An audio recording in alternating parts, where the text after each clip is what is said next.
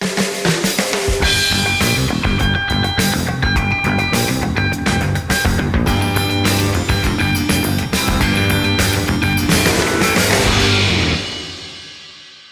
and welcome to the Debrief. I'm Donna King. I'm editor-in-chief of Carolina Journal. This is our weekly wrap-up of everything we're covering right here for you from the state capitol, from the North Carolina General Assembly and your executive branch. We've got a lot of news going on this week. First, the General Assembly is gaveling in for the short session. Hopefully it'll be a short session.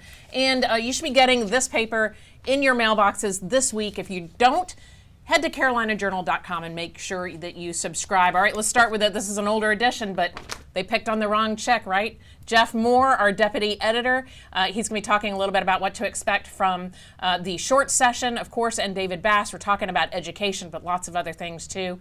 All right, let's start with Tricia Cotham. This was our headline there a couple of months ago. They picked on the wrong check. Now she's the new education chair, is that right? Yeah, so it looks like for appropriations, and this is a full circle moment, as it seems, because it was around this time last year that she was making waves and news across the nation for the party switch and the power that they gave them in the North Carolina House to override vetoes. And it was instrumental in the fight they were going to have over expansion of the Opportunity Scholarship Program, where she provided those critical votes. And so with her background in education, this seems like a sensible move to appoint her to the Education Appropriations Committee, and that's going to be where a lot of the action is this year, with the short session focused on budget modifications and some shortfalls in the funding for Opportunity Scholarships and some other programs. It's going to be an important mix, and so it's interesting to see this come to fruition the way it has just a year later. Sure. What can we expect? What is the short session? I know that we have long and short. Kind of walk me through what that means. Yeah, so it seems we used to have long and short, and now it seems that we have long and longer. Yeah. But the short session being in the election year, they passed a biennial budget last year. Okay. So the short session being the time where they actually make adjustments to that budget. Budget modifications are the name of the game. A lot of policy can sneak into there. A lot of the time it has to be attached to some sort of money item, something that they're adjusting in the budget. But you could see some policy going on, and hopefully with a short session, they try and keep it short to get in and get out, take care of business, and then get back on the road. A lot of these lawmakers are going to be busy campaigning for the summer. Obviously, we have the general election in November, and it's a huge year with the presidential and the gubernatorial election. So they may have some real incentives to go ahead and wrap up business, but it's going to be a busy several weeks probably of looking at this budget and seeing where the adjustments need to be made. Absolutely. So spending is the name of the game right here. You were just saying, tell me a little bit. We've got a great story out on johnlocke.org about spending in public schools. Sometimes the money isn't going where you think it is, or the big spenders are not the ones you think they are. Fill us in a little bit. Yeah, it's interesting. So Dr. Robert Lukey at the Locke had a report come out on just looking at individual school districts across the state and what the per pupil expenditure is for each of those in the public schools. The average is around a little better than $12,000, $13,000 per student across all the school districts. It's a lot. Yeah, it's a lot. There are a handful of those. Some of the, I think, poorer school districts actually spend disproportionately more amounts. So the top 5 spending school districts was around $20,000 per student. $20,000 per student? Right, yeah. Which, obviously the average is 12, but there's some outliers there. One interesting point with that, I thought, was just comparing it to what's the statewide average for, say, private school tuition, because I think there's this perception that every private school out there is for rich people. Yeah, it's like Duke University level tuition sort of thing. But the average is actually about $10K across the state. Of course, that average is brought up by a few schools, but there are a lot of private schools out there that are $5,000, $6,000, $7,000 a year. So sometimes half of what the public school would be spending, but it's providing a product that a lot of parents prefer for much less. Well, now public schools though also have issues like transportation and all these other things that they have to spend, and I think that's what a lot of folks say. Well, they're serving families that maybe can't supplement, and these private schools can. But at the same time, these private schools are delivering something that the public schools can't. Right. Yeah. And that's the whole notion of school choice is, having options and fitting it to the needs of the child and the individual family. Right. There's some lawmakers that want a few more details, but there's some, so fill me in. This is really interesting. I love the drama part of the whole North Carolina General Assembly. It's like Wild West sometimes. It's a great way to kick off the short session with something like this already. But Senator Garrett written a letter to a number of private schools across the state, at least a little more than half a dozen. So not just ones in his district? Not just ones in his district, but select schools. Okay. And it was basically a letter drafted up threatening criminal penalties, misdemeanor, if a response is not received. And the letter was asking for various types of information from the school. I mean, some of it was pretty standard stuff like number of students, and but then there were also some other elements where it was asking about religious practice there, if students who don't agree with the religious practice, right, are they provided other opportunities there, what's your non-discrimination policy. So lots of phishing in this letter. Okay. Interestingly enough, former Representative Skip Stam was representing one of the schools, and he sent a letter in response saying none of these schools have to reply. Senator Garrett, as a member of this committee, oversight committee, was making the argument that he, just as a member of the committee, had the authority to go and ask these schools and obtain this information. And what Stan was basically saying is, you as an individual member don't have this authority. Right. I mean, if we applied that standard across the board to any entity that's receiving government funding, an individual member of the General Assembly could obtain all kinds of information. So it's the authority of the commission, not the individual members. I think that was the argument that Skip Stam was making. So I mean, let's extrapolate that for just a second. If a member of a General Assembly or a member of this commission can just ask private organizations for details about the people they serve, does that mean that they could go to Food Lion because they take food stamps? Could they go to landlords who take, discounted housing vouchers? It's kind of a thin line, a risky situation to start getting into, right? Yeah, absolutely. And I think it kind of goes to the point of that a lot of opponents of school choice will make, that there's no accountability with these private schools.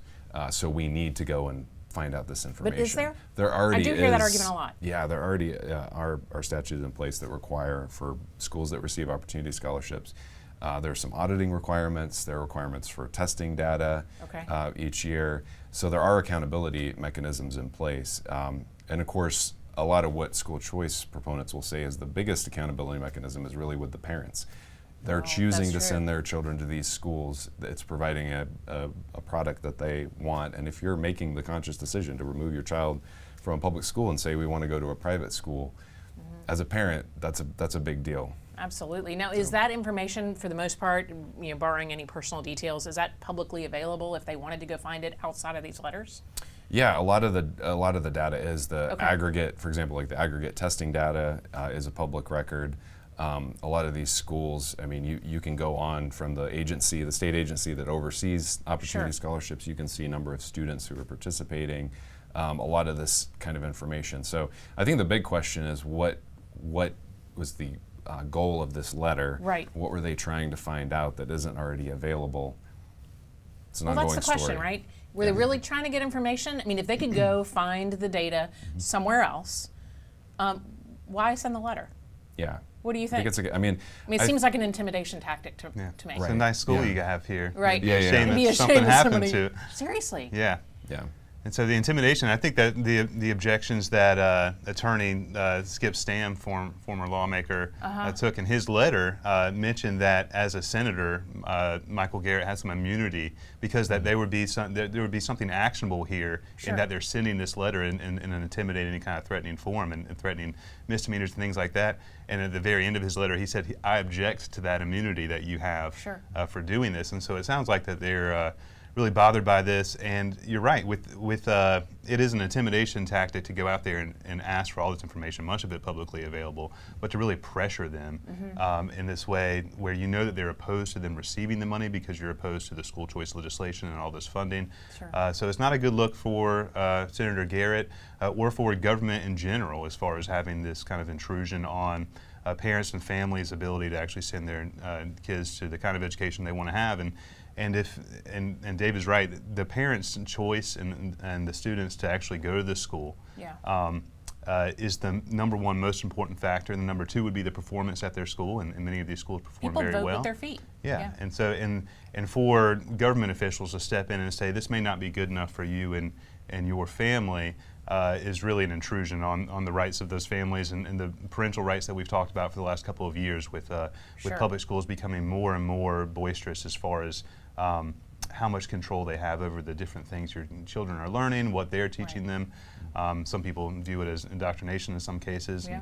And if they don't, stay. If you do, go. Yeah, and so voting with your feet is a very important thing, and that's the thrust behind all of this legislation is just to allow families and students to choose where they might want to go, and it could be the public school down the street. You could have a great public school down the street. We do. We have a great one in our neighborhood. Yeah, it's a similar situation for my family. We have pretty good public schools in our area, so voting with your feet is something that you should have the freedom to do. And in the first and freedom state in North Carolina should be right at the front of the line for that. Absolutely. This particular story, you and I talked about it, just runs all over me.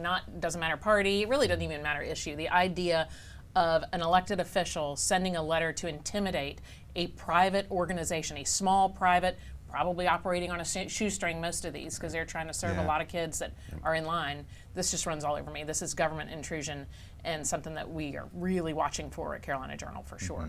I think the misdemeanor charge element of it too was alarming, and also the fact that it was 15 days to reply. So it was not just if you don't reply within 15 days, there's this criminal penalty. Do you think in this case these small schools would have to hire an attorney to deal with it? Or they would think they would. I mean, I would think I would if I was the one that got the letter.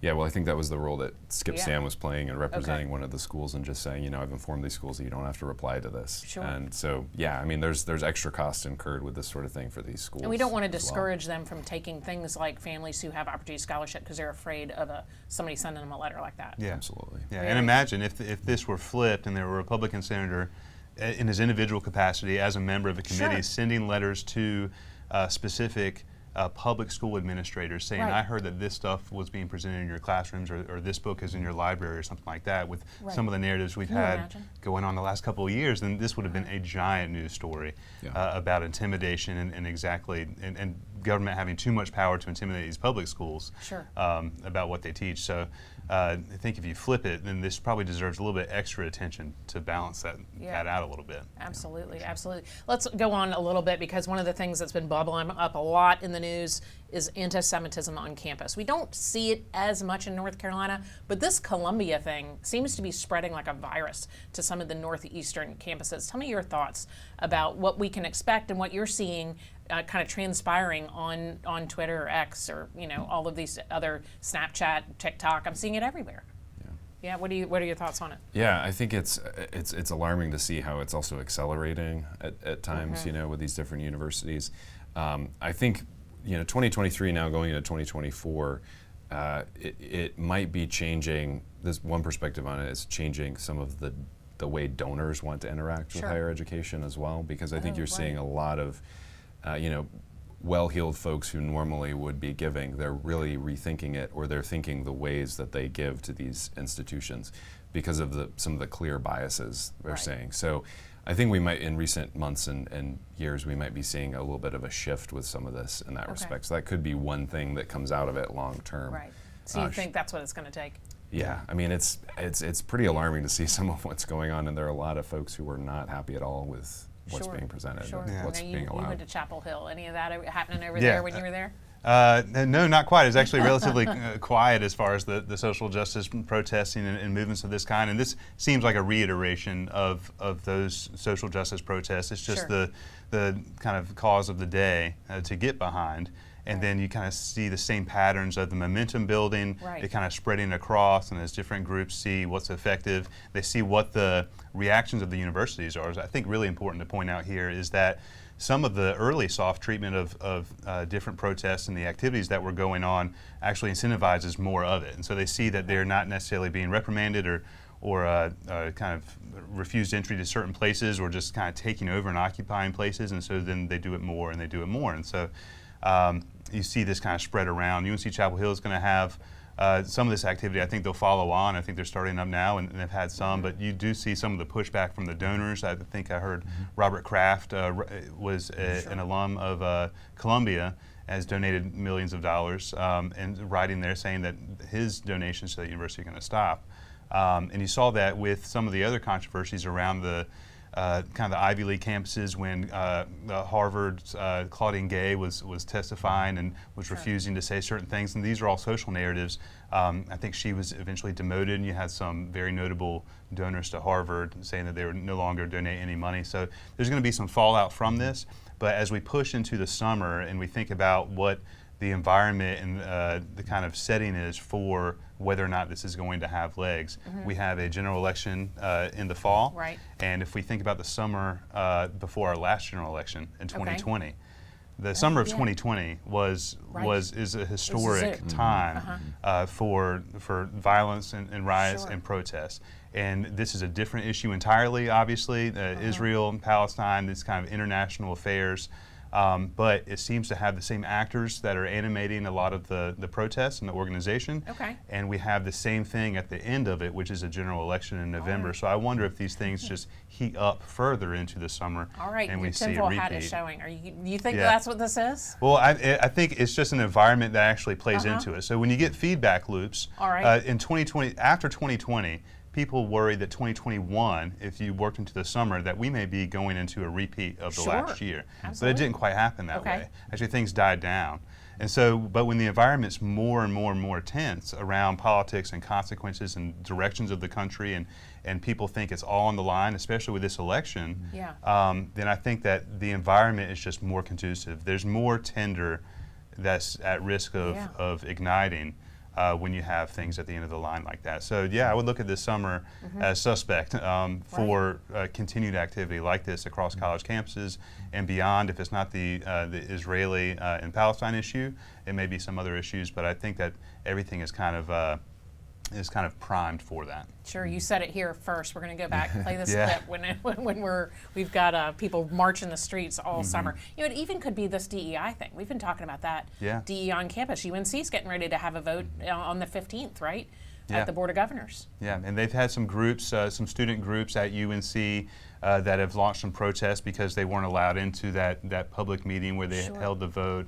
And so they're raising a lot of stink about this, and they disagree with the policy switch.